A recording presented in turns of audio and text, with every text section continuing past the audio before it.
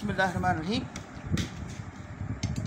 मैं प्याला पाक बात कर रहा हूँ और आपके सामने ये एक प्लेट रखी है जिसमें सेब है, काटे जा रहे हैं और इसके बाद ये खाए जाएंगे।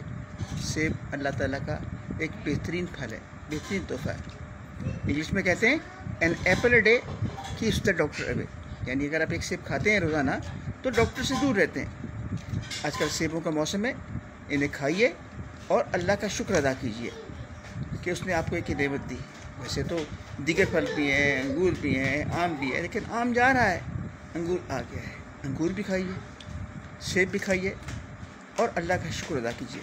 और याद रखिए कि जब आप फल खा लें तो ये दुआ पढ़िए, अल्लाहुम्मा बारिक लना फी समरिना।